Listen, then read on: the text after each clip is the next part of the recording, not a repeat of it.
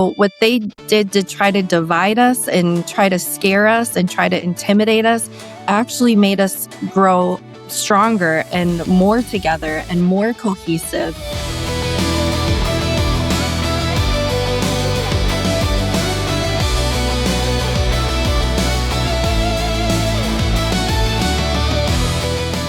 Hey friends, welcome back to the Reason to Reality podcast. My name is Joe Smith. I am your host. Today I've got with me a new friend. I just interacted with her recently as part of a larger group and discovered where she was. And today we're talking with Reverend Jenny Sung, who is up at Calvary Lutheran Church up in Minneapolis and is at ground zero with all of the stuff that's going on. I looked up some of your stuff beforehand just because, you and I haven't really talked very much or anything. And you're an artist, you're a writer, you're a speaker. But I think the thing that I found, I don't know if it's humorous or super interesting, was the description free range pastor. Yeah. What is free range pastor? What does that mean? Yeah. So I serve at Calvary Lutheran Church now. But before I served at Calvary, I was doing a lot of speaking and writing, leading tours to the Holy Land and holy places in the world. And I was just a free range pastor for people with free range faith. So people that weren't associated with maybe even a denomination or a church, but they just knew that they believed in something bigger than them or a higher power. And they just wanted to connect in a way that felt more spacious. And so, I was a free range pastor, just going to different churches, doing speaking events, preaching, things like that. But I was, happy little turkey. Oh, that's so funny. How fun was that? I loved it. I honestly thought I would never stop doing it because I loved it so much. But, as being a pastor, even though you're having a lot of fun, you have to do the most faithful thing. And my call at Calvary felt like the next most faithful step, and it's been even better than I could have imagined. So, yeah. So how long have you been where you are currently? Like, how long have you been in Minneapolis? Yeah, so I've been at Calvary for a year and a half, and that is right at 39th in Chicago, so right outside George Floyd Square. So I would imagine that you probably didn't have any clue what was coming when you started. I mean, obviously it's a place, right? Like you just said, it's right next to George Floyd Square. So there's already that backstory and kind of already that focal point. But you probably had no idea that you all were going to be, part of another historical moment, and not in a good way again. Right. Yeah, absolutely. It was, it's fascinating because Calvary is known to be the church that when George Floyd happened, they came out of the church and went into the streets and then stayed there. So we're known to be a church that rises up. And so when Renee Good was murdered, I was actually on a plane to Egypt, leading 55 pastors through Egypt. And my church rose up and was holding vigils and holding space for people. And it's just in their muscle memory to rise up when the time comes. Now, there's stuff I want to get into, but I also wanted to ask you about your church, because I'm not one of those people that just kind of spiritually bypasses all of the awful, like, oh, but just look at the good, right? But I do think that there is great value in understanding that regardless of what somebody holds, like their belief traditions or none, right? Like, regardless of that, recognizing that there is this Christianity outside of this empirical kind of Christianity that we're seeing take over today.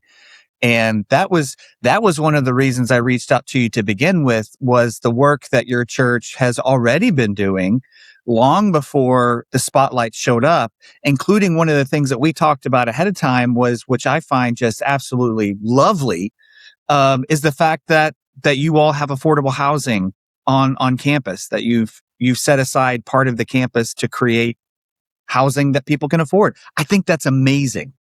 Well, yeah, it was just a Holy Spirit thing. We sold our building, so we don't own it anymore. We sold it to affordable housing. So now we have 42 affordable housing units in the church. And we have service in the community room.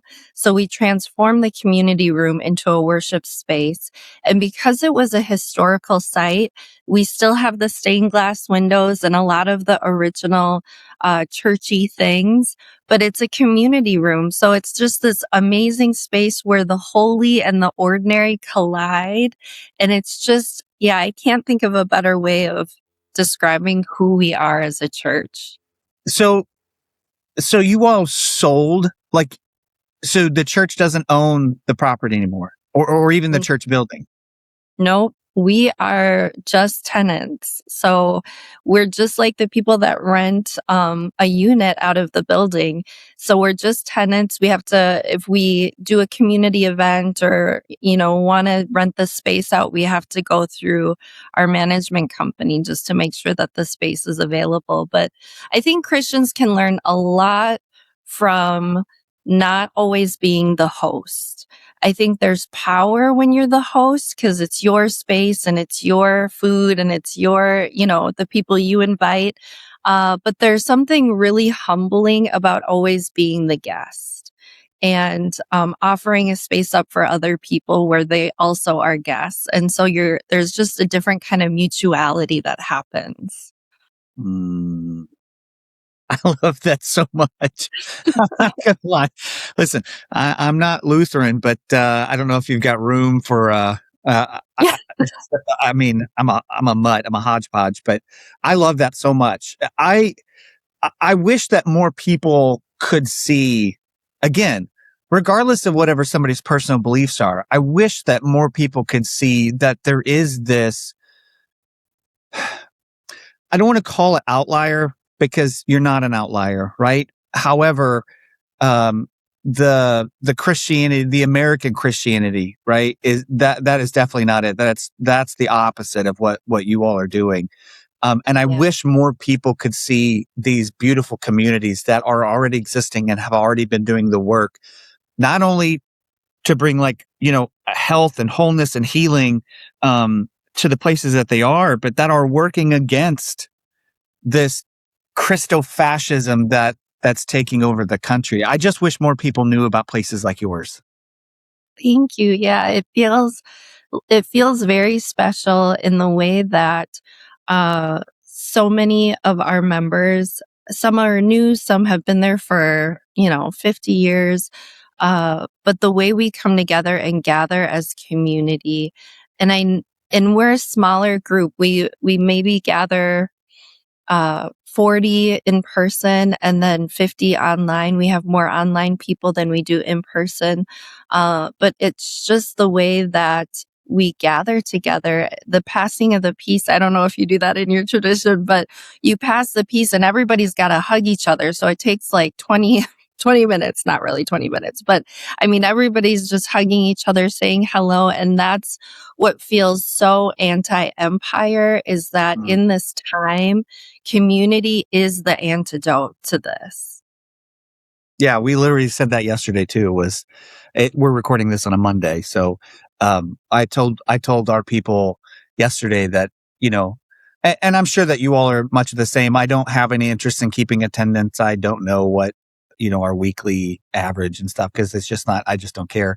But I did say that I think it's really crucial right now, regardless of this is your community or not, that you gotta have a regular touch point with your people. Like it's vitally important in this season to have your people and just regularly you're with them. And so I totally feel that deeply. Yeah. Yeah, Well, let me I ask you think that, this. yeah. No, go ahead. There was a delay. Finish what you're going to say. No, go ahead. I already forgot. That's how my brain works. So let me ask you a question because I think a lot of people, there's a lot of people that, just like me, we're watching what's happening in Minnesota and other places, but specifically in Minneapolis, and just horrified, right? I hate the fact that it took the murder of two white people Yeah, to actually for people to like wake up to yeah, what's been going on for a long time. Um, Kind of speaks to who we are as a nation. I push back all the time when people say, "Well, this isn't who we are." No, no, this is exactly who we are. This is exactly who we've always been. We got to be honest with that. But I think there are a yeah, lot of people watching this, maybe for the first time, and realizing, "Oh, wait, um, what my friends of color or my immigrant neighbors have been saying for a long time. Oh, there it is." Right. yeah. I'm curious. Uh, for those of us that are just waiting for something like this to show up in our areas. When did you first start noticing something was amiss? Right? Like maybe it was just that first eye struck, or what were there things locally that we wouldn't know about that started happening that you all were like, oh, we need to really start paying attention? Yeah, we started seeing more ICE agents, of course, come into the Twin Cities. But to be honest, it happened really quickly.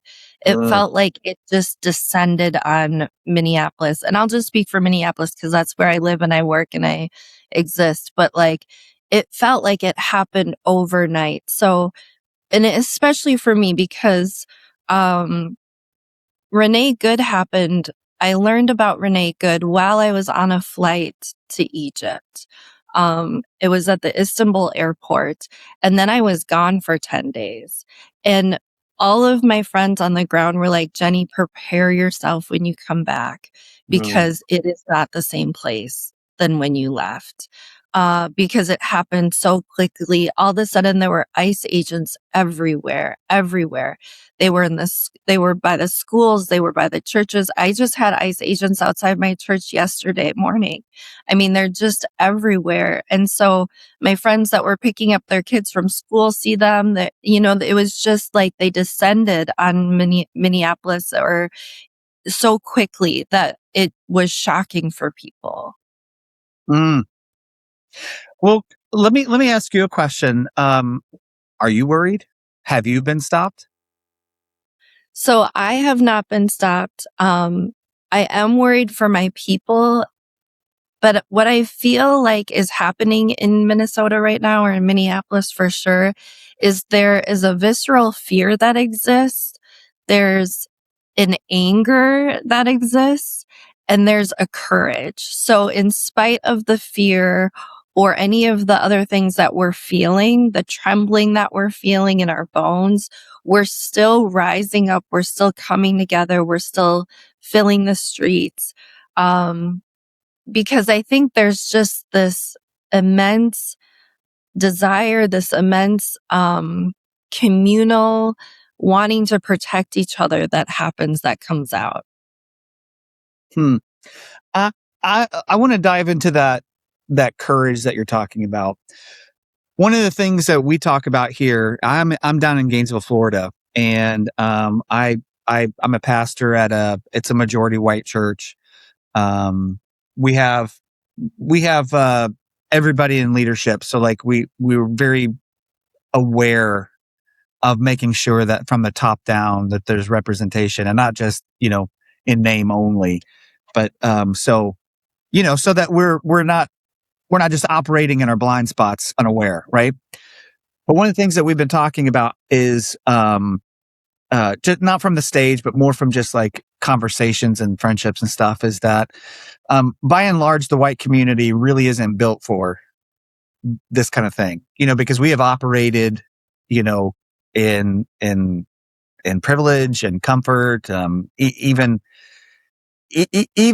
people that are doing the work, right? They still enjoy a level of privilege. Like me. Let's just take me for example. I am a straight white man in the United States. There is no conversation that's going to hurt me. And I just carry that attitude with me wherever I go. What are you going to do? What are you going to do to me? Like, what can you do? Now, obviously, we've seen what what they're doing. However, we just don't have that. I just don't think that we have that ancestral strength that so many have been force to build, right? And so, the only way that we can kind of jump into that is by reading, listening, being taught by communities that have been doing this for a long time. And one of the things that I find utterly fascinating, Jamar Tisby does a really good job of it in his book, The Spirit of Justice, where he tells these stories of resilience, and they're almost all, faith-based kind of resilience and stuff. And I'm curious how you all tap into that. Right smack dab in the middle of that, you talked about this trembling, but also this courage. Can you speak to that some? Yeah, I will say being in George Floyd Square, this work has been going on for a while, and even before George Floyd. And what we're seeing now is like the white wine moms coming out in force. And so there's a narrative that I want to shift just a little bit. The privilege and the power that white people hold. Uh, I think a lot of them are afraid to hold it because they're like, oh, I don't want to draw attention to being white or having privilege. And I will tell you, some of the best advocates that I've seen right now are white women who have been using their power for good. And so, for example, during Dante Wright, after George Floyd, when Dante Wright was murdered, I was trying to get these people into some safe housing, and the doors on the apartments were unlocked and the lock was broken. And I had been calling over and over for like 3 days trying to get these locks changed for these people in the apartments. And one of my white women friends said, "Do you need me to call and Karen on them?" And I said, "Yes, I'm desperate. I'll take anything." She called within an hour, those locks were changed. Like there's a power that you hold as white people, that when used for good and under the leadership of BIPOC people who have been in it for a while, can do some really beautiful things. And so figuring out what the need is, right? She asked me, is it okay if I call? There's other stories of, white women getting in the comments and not getting into the comments on social media, but finding out who these people's bosses are and getting them fired. I mean, there's just like a next level energy that's coming and erupting out. And so when we talk about white privilege and white people showing up, often, first of all, most important, follow the people that have been doing the work for a while, right? That's number one. Follow your BIPOC leaders, follow the people that have been organizing, have been in the streets, knows what's going on a much larger level, and then see what you can do and how you can use your energy and your privilege for good. I think that's one of the most important things right now. Yes, yes, and amen.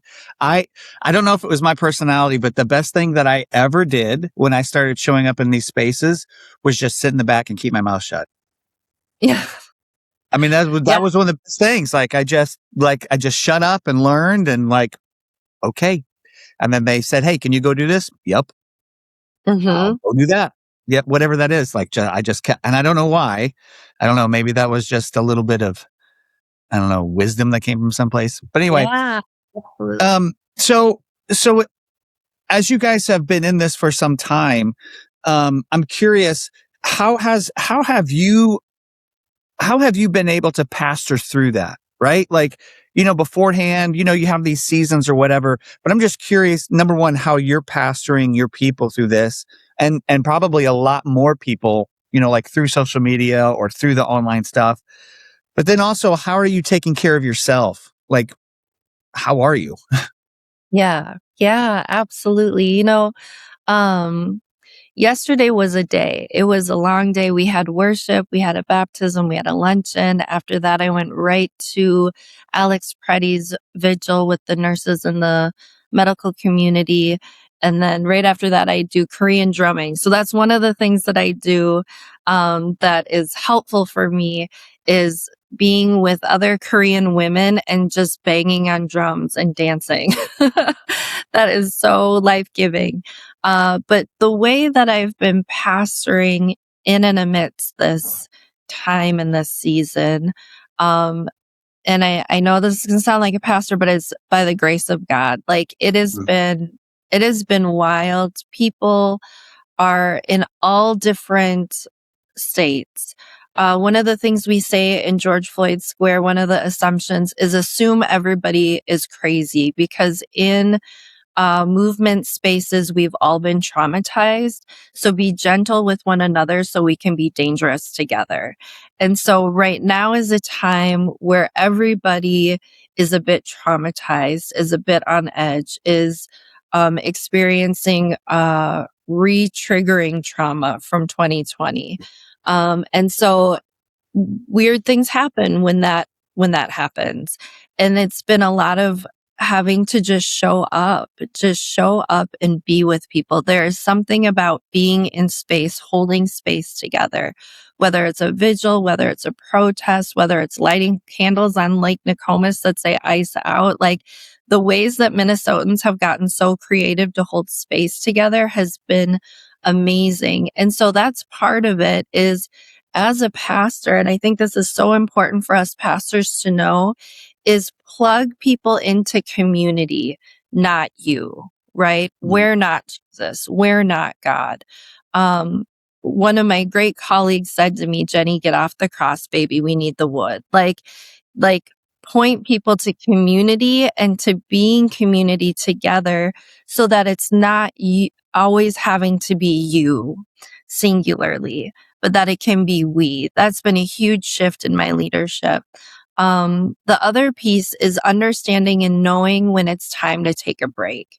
I couldn't possibly go to all of the 37 things that were going on yesterday. I had to choose 3, right?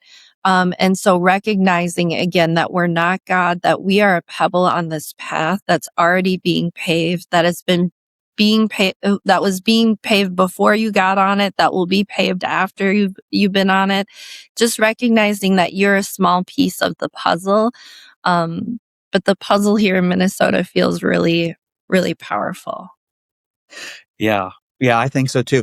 Are you do you ever think about the fact, this really doesn't have much to do with anything, but do you ever stop and think about the fact that, for good or for ill, that you just happen to be, smack dab in the middle of one of these like flashpoint moments in American history, and that, you know, people are going to talk, people are going to read about this. They're Yeah.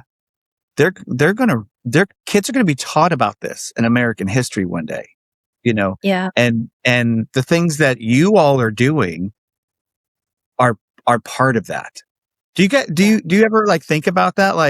In 20, 30, 40, 50 years when MAGA is just relegated to the dustbin of history, Yeah. that, you know, Calvary Church, and not that that's why you're doing it, right? Of course that's not why you all do this, but does that ever cross your mind? Do you ever think about that? I do think about, the the slogan or the phrase, make do be on the right side of history never motivated me all that much. But then I started thinking about the people that it does motivate. And it's usually white bodied people, that are worried about what part of history they're going to fall on.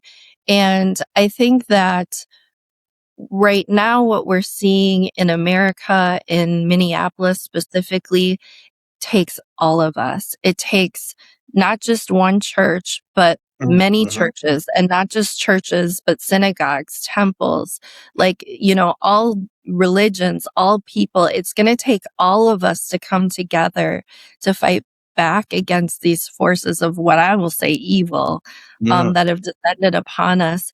And I think that that's that's what's going to be memorable in history. I even think about right now, there's rumors that Minnesota's nominated for the Nobel Peace Prize, right?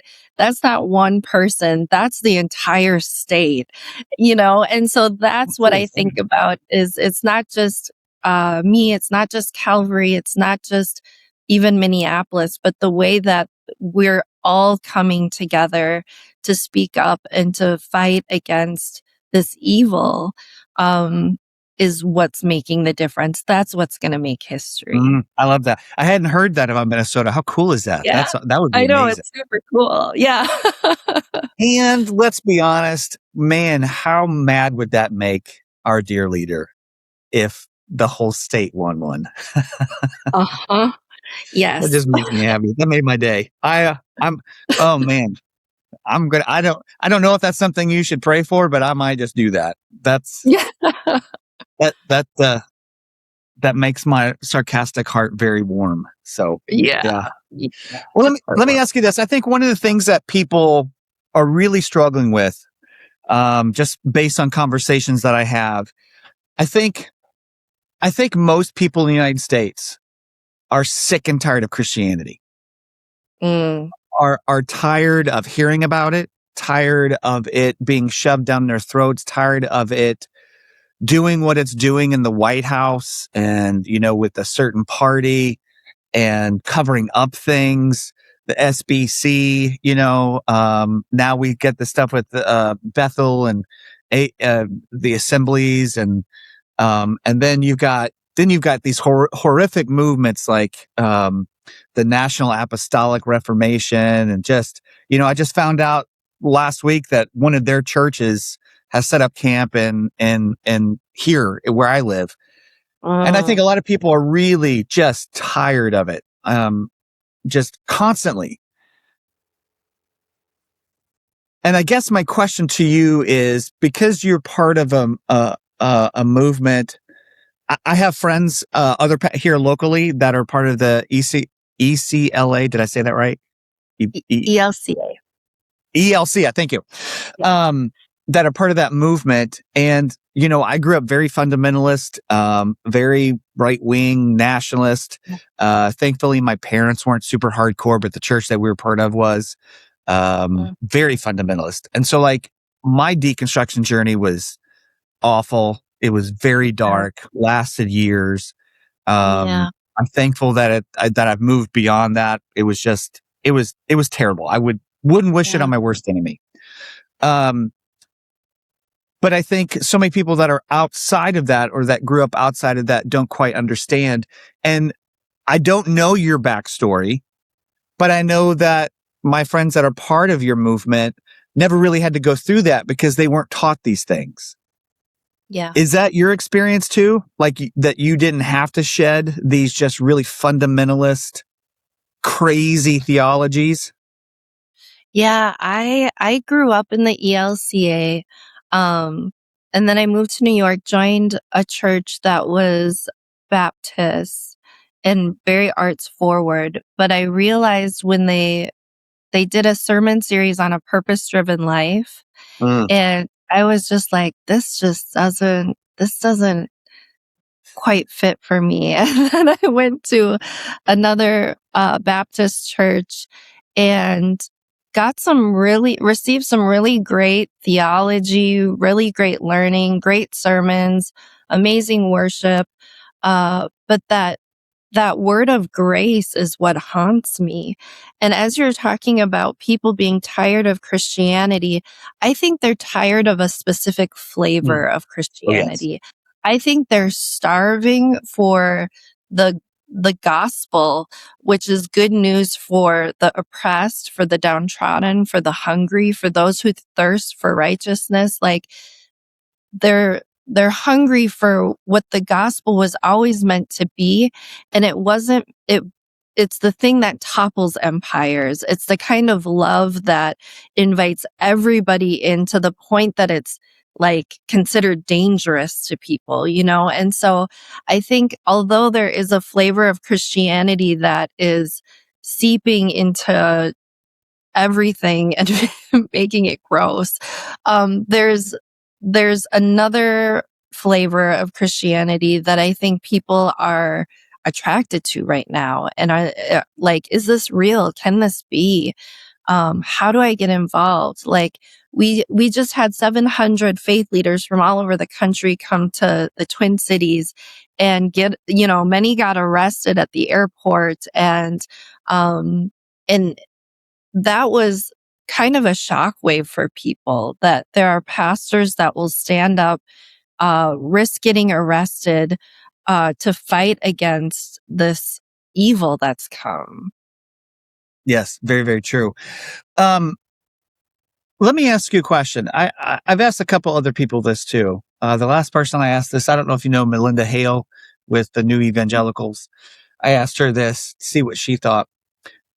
Especially since we're talking about these two different branches of Christianity. And of course, there are more than that, but just for the sake of the conversation, where you have one that's kind of built on domination, and we're seeing that now, and the other one that's more built on like service, right? Basin and towel kind of faith, like you just described. And we were talking about this in the context of the historical Black church, and I was telling her that it's been more than a few weeks ago now, but not at the time, that I had been invited to a service by a couple of friends of mine that was at one of our churches here in town that's historically Black, and it was so much fun, and there was so much joy. And then I told our worship dude afterwards, like, somebody's got to learn how to play the organ and the piano, and it needs to be playing all the time, because the amount of energy that was coming from the stage was infectious. Anyway, but I asked her what she thought about this, and I'm curious of what you think, especially within this context of what we're talking about. I felt like, just thinking through that, like and again, it's not this binary, but for the sake of the conversation, but the white church and the non-white church, right? We were talking about the Black church, but I'm curious what you think. I was thinking that, like, historically, the white church, even now, these majority white churches, few of them, unless you're part of a more charismatic movement, few of them are very expressive, right? Like, I could say the greatest whatever and might get a little bit of reaction. You might see somebody post something later, that kind of thing, versus just this really celebratory, vocal kind of atmosphere that takes place in other spaces. And I asked her, is that because that the root of the white church, regardless of where people land now, right? But historically, United States, prim and proper, coming from a place of power. And because you're coming from a place of power, then you have to act like it. You dress like it. And this is our gathering space. And it's somber and solemn. Versus no power, right? Like the roots of the Black church, no power. And that was their moment of expression, of embodied worship, right? Or of joy. And that just overflowing. And then those two things being handed down generation after generation to then become whatever they are now. I'm curious, what are your thoughts on that? Especially talking about like these two different kinds of Christianities that we're seeing juxtaposed to each other here in the United States. Yeah, there's a couple things that come to mind. The first is myself personally. I'll just speak for myself. When I went to Assemblies of God Church just the other day, and the thing that I got from that worship service was, I need God. Like, you could feel it, whether it was the organ or the piano or the music or the hallelujahs. The energy in the room was, we need God. God, come down. Like, that was the energy, and it was palpable, and it was communal, and it was all of us in one voice saying, we need God. When I've gone to, a more white church, and my church used to be known as the white church in the 50s and the 60s. Granted, it's changed a bit now, but when I've gone to different white churches, we'll say, um, the theme I got was more like, we don't really need God. Like, God is an accessory. God is, God is good. God is great. Amen. And it's more like, it reminds me of a quote I heard recently where it says, many will worship God, very few will follow. And I think that's where you can kind of feel that tension as we're speaking into these very, like, the binaries, right? But there is this palpable embodied theology that exists in some churches. We don't even have to say white or black. And then there's other churches where God is simply an accessory, a nice song to sing. And in fact, you see it in the church in, we don't have to go there, but I'm going to go there a little bit, in their giving, in their, I don't like that worship song. I want a different worship song. I'm not going to give to the church unless you talk about this or unless you stop talking about that. There is this, consumerism that seeped into churches. And that, I think, is what we need to push against, or that's what I feel like is the difference. I like that. I like that idea that you brought up of just singing songs versus following the way, right? Like that path of Jesus. We have, in our audience, it's a hodgepodge. So you've got some people that are, deconstructing or deconstructed Christians, and then you've got people that are like agnostics. They were, and they're not really. And then we've got people that are kind of because we do have political content as well. Especially, I mean, the two are intertwined, right? American Christianity and politics are intertwined. And so a lot of the people, several of the people that listen, may not have that kind of background and stuff. And so when you say worship versus follow, what do you mean when you say that? Yeah. So I think it's I think it's easy for some people to go to a place of worship on Sunday, sing a song, say a prayer, maybe fall asleep during the sermon, and then go about their day feeling like they did a good thing. It's a different experience to have your life transformed, to want to live a faithful life and willing, because what I've learned about advocacy or the gospel, um, is it's not free. It does cost us something. It costs us something to stand up for our neighbor. It cost Alex Preddy his life, right? It costs us something to show up in spaces and say the unpopular word. It costs us something to decide that I don't need to hoard all of this. I would rather give so other people can have more. The gospel does cost us something.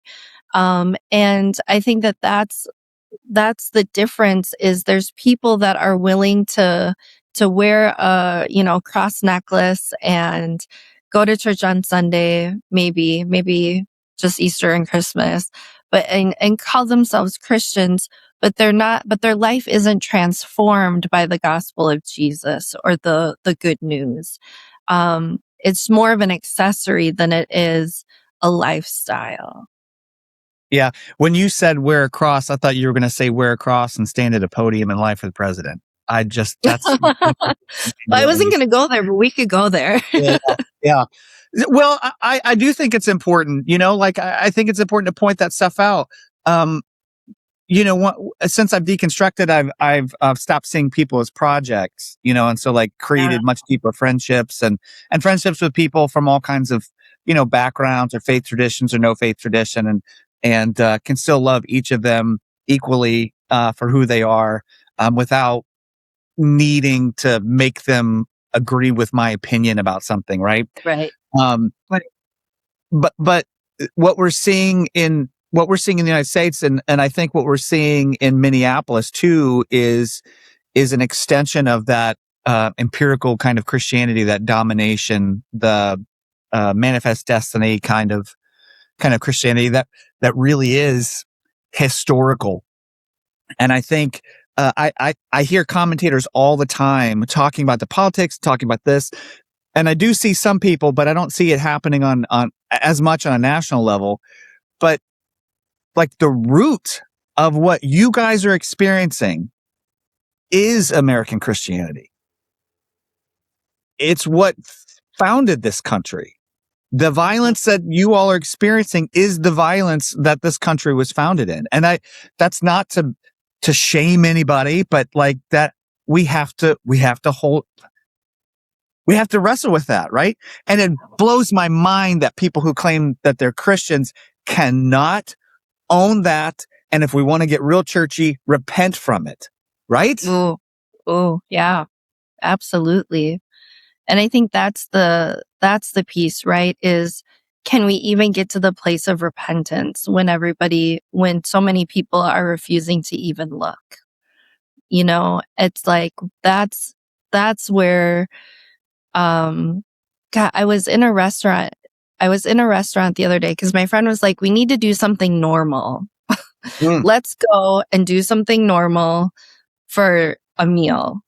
And so we went to this restaurant that I don't usually go to. It's quite pricey. And I just saw the people, and it was like nothing had happened. Everybody was just living their life. And it's very possible for some people, some demographics of people, to not be affected right now.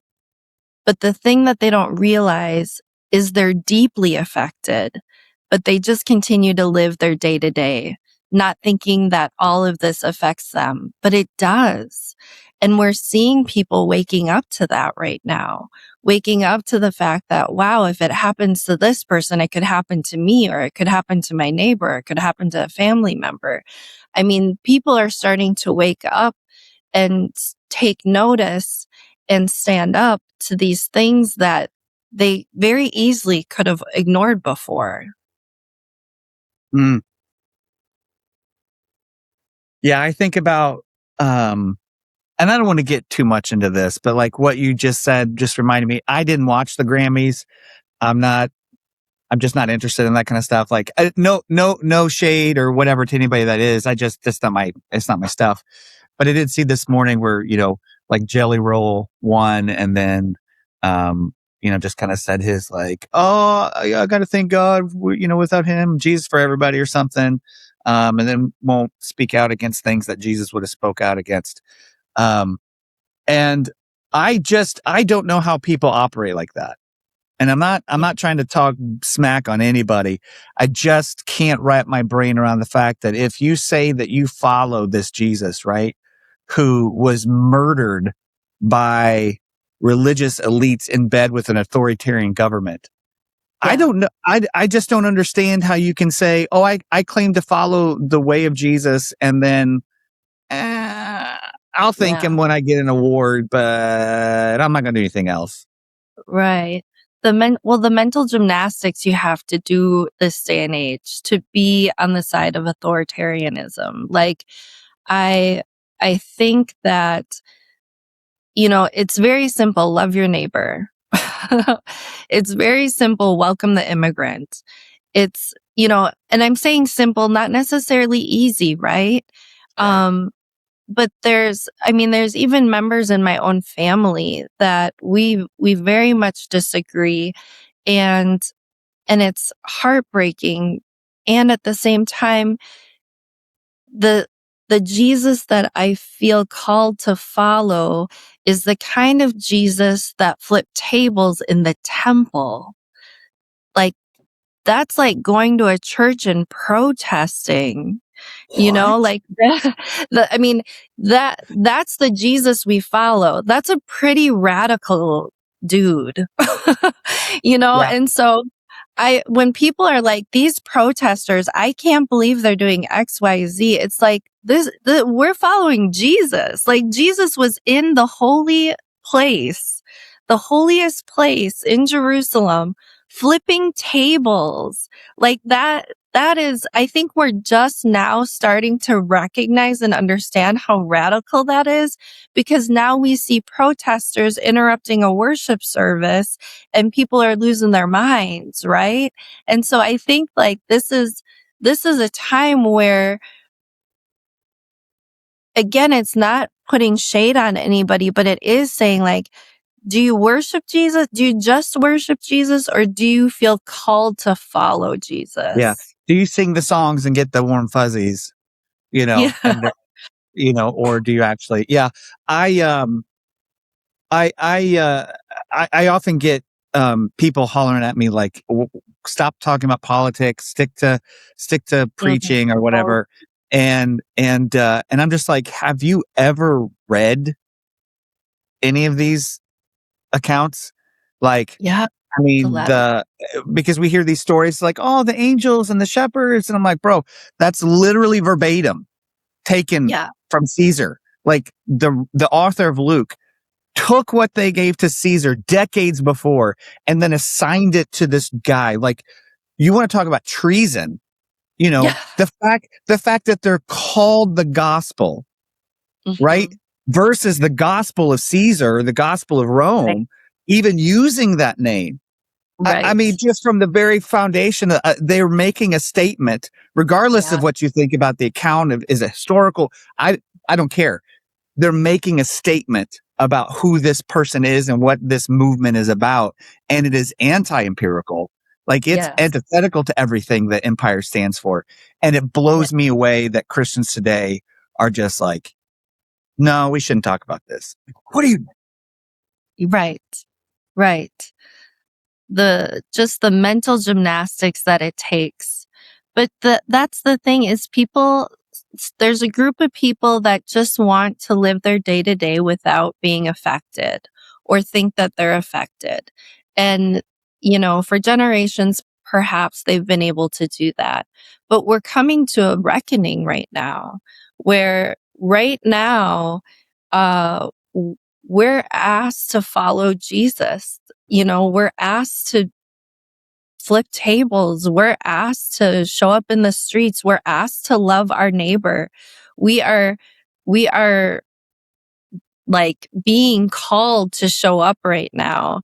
And I think that that's the thing that amazes me is, I was talking with someone just the other day and I said, we need to be salt and light. We need to be beacons of what God's love looks like, what love looks like in real time. And their response was, well, it's hard to be a beacon of light when immigrants, I'm doing air quotes, keep stealing the batteries. And I just was uh, like mind blown, heartbroken. um, Oh my but gosh. just saying to them and realizing like the problem with that analogy is Christ's light doesn't function on batteries.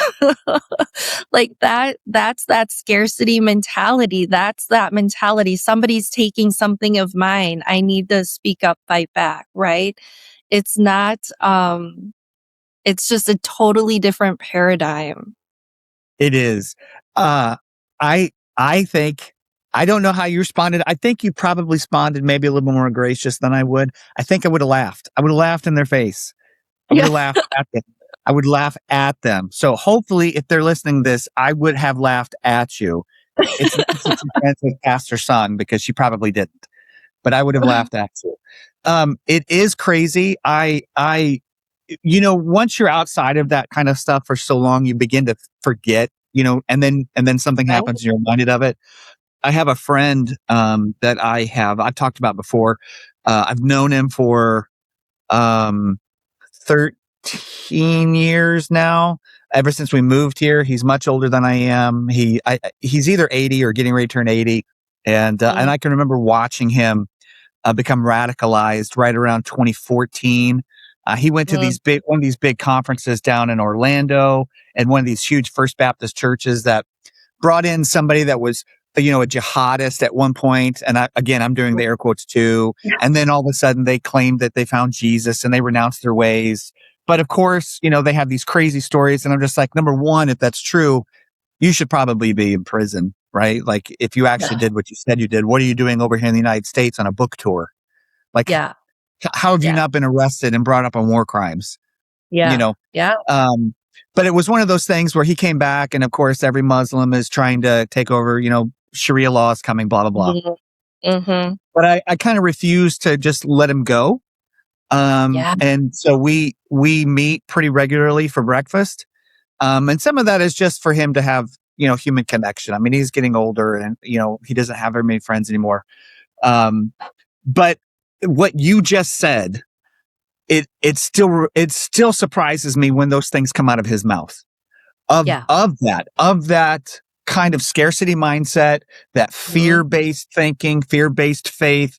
Somebody's always coming to take something from me. Somebody's Yeah. always coming to die. And so therefore I must XYZ, rather than, like you've been talking about, serving others, loving people, and those kinds of Yeah. things. Um, and you're seeing the fruit of those things right now. You know, Yeah. I think you're seeing the fruit of both of those things. Like, all eyes are on Minneapolis, all eyes are on Minnesota, and we see it. I think people are seeing it. Like, yeah, where's that? Why is Yeah. that not what we're talking about? Not Yeah. ignoring the bad stuff, but like, why is that not the thing that's growing, or that's feeding these leaders or whatever? I don't have a Yeah. question that. It just, what you said reminded me of that. And he literally said something the other day, and I was just like, I forgot that I ever thought that way. Yeah, absolutely. Because you wake up to it, or if you're lucky enough, you have a friend like you that helps you wake up to the fact of the water that you're swimming in. But right now, I think people are waking up. I mean, I think that's why Minnesota is trending in the way that it is this is how we choose to fight back. They have guns. They have, they're doing rubber bullets. They're doing, shock bombs. These are all the things they're carrying. And we're carrying like trumpets and drums and songs and casseroles and hand warmers. And, I mean, it's like the ways that we're choosing to fight back are in so many ways. And I know this will shock some people, but is pure love. Like, when you show up at the protests here in Minnesota, you're going to get offered hand warmers, a warm beverage, maybe even some casserole. Like, there's just the hospitality that's happening in the streets, and the ways that we're choosing to combat this violence is through singing, is through prayer, is through joining our voices together. I mean, Brass Solidarity is one of my favorite, I want to say, like, bands right now. There are local musicians, and they show up at protests, and they just sing liberating songs that we all sing together. And there's just something about this kind of movement that is contagious, right? It's not the way you would think to protest, right? But we're showing up in ways that are creative, that are artistic, that are communal. And I think that the the fire is catching. Mm. I saw a video the other day. It might have been yesterday. I don't remember, but it was a group of protesters outside of a Marriott. I don't know if you Yeah. saw this, and they were just singing. Yeah. Yeah. And they were just, I mean, and there were so many of them, and they were Yes. just like singing at the Marriott. And I was Yes. just like, how powerful is this image? This is like, Yeah. I had goosebumps just watching it. Yes. Well, here in Minnesota is like the Mecca of Lutheranism. And Lutherans love singing. Lutherans, I mean, that's a lot of people that are showing up. There's a lot of people showing up, don't get me wrong, but Lutherans love to sing. And so that is a huge part of the movement here, is singing. Well, I think there's, we don't have time to go into it, but I think there's a long history of justice movements and how they were fueled by the songs that Yeah, they sang and empowered by absolutely. those same songs. Yeah. Yeah. Well, Jenny, I want to kind of land the plane here a little bit, because I want to honor your time. I know that you're incredibly busy, and you were gracious enough to jump on here with us pretty quick and kind of talk about what's going on the ground. Let me ask you this as we kind of begin to wrap up. Um, if you could give I don't know, maybe I don't even know if it's one piece of advice, but if you could give like something to the people that are listening, like we're all on pins and needles waiting for this. Like where I'm at in Alachua County, it's a blue county and a sea of red. Our state government hates our county. Um, Mm, our our school board, they're constantly attacking our city with just the stupidest stuff.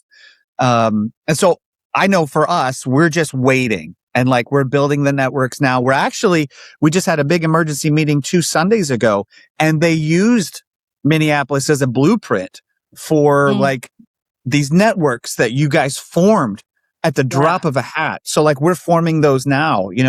So I'm curious, what would you give to everybody that's listening as a way to be ready, to get ready? What are the things that we need to be doing now from your experience coming as a pastor, working with these people and having been working with these people? What can we be doing now to be ready? Yeah, I would say honestly, it sounds so simple, but the biggest thing is get to know your neighbors. I mean, the people that live immediately next to you, your block, your town, get to know the people that are dropping off their kids at the school. Like what I've seen and how it's been so powerful is we've gotten on the signal chats or we've gotten on the chats. We've come together. We've gotten to know each other. We've started to serve together.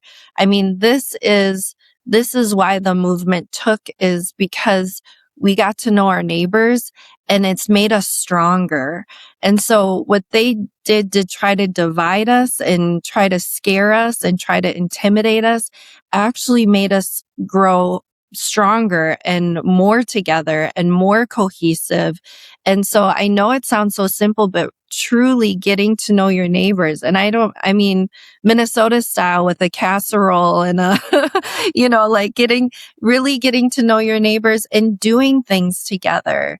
A lot of Minneapolis started doing things even before the uprising, but really started moving together during the uprising. So there's a piece of it that is in our muscle memory, and how to organize and how to come together. But I know it sounds simple, but truly get to know your neighbors, look people in the eye, talk to each other. It sounds so simple, and so basic, but it's really what's made us cohesive and strong. Hmm.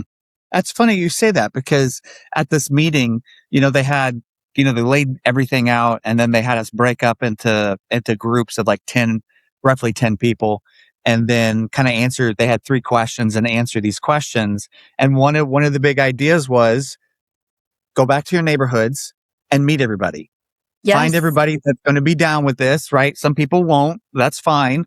But find your people that live next to you and start hanging out, start getting to know each other, start building those relationships so that if something should go down, there's a support system right there.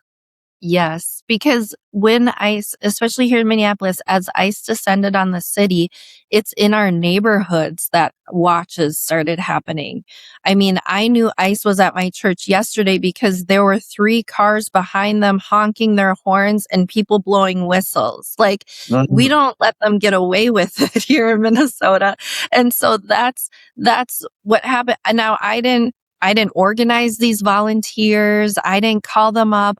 These are just people in my neighborhood that chose, you know what I'm going to do Sunday morning? I'm going to be on Ice Watch, and went out. And because they chose to do that, I knew that ICE was outside of my church the Sunday morning. Mm. So it really is a community neighborhood effort. Just a quick question. I don't want to jump into this. Did that make you nervous? Like, No, you're going Sunday? it's funny because, no, it was more like, where they at? I got my whistle. I got my layers. Like, where they at? Let's see them try it. Yeah. That's awesome. That's Temperature of awesome. that's right now. Well, Pastor, I really, really appreciate your time and your willingness to jump on here so fast and kind of talk about your experience that's going on up there.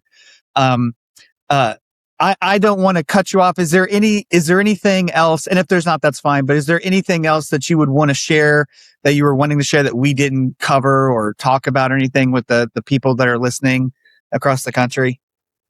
I just want to extend gratitude. I've received so many messages at my church, on social media, of different people from different countries and different states all over the world, seeing what is happening and supporting us. And so just so much gratitude. We covet your prayers. We appreciate you walking and supporting us, and seeing you rallying in your own cities, in your own neighborhoods. And so, like, we are truly in this together. And so just the amount of gratitude, for the outpouring of love and support. That's awesome. I love that so much. Well, and if you're listening along and you want to be a part of that, go check our show notes, because we'll have Pastor Jenny's contact information, and how you can follow her, and follow along with all the other stuff that you also talk about, not just this kind of stuff. But again, thank you so much for your time. Thank you for the work that you're doing, and thank you for being such a great example of what it means to be a Jesus follower. I wish you got platformed far more than these jackwagons like that Sean Foyt that's doing junk. Like, Oh, why aren't you? You know what I mean? I just wish more people knew about people like you. So oh, just thank you for all the things that you're doing. well, thank you. It's good to be in this together. Yes, absolutely. Well, thanks for following along, friends. Make sure that you do go check out the show notes and click all the links. If you want to help, continue to help support the work of Reason to Reality, make sure that you go subscribe to all the stuff and follow it. Share the things that are being posted with content like with Pastor Jenny. We got a ton of that stuff out there. So we thank you for all of that support. I hope that wherever you are today, that you are having the exact day that you need. And don't forget, friends, you might be the only voice of reason that somebody hears today, so don't be afraid to use it. All right, get out of here. Until next time, we'll see you.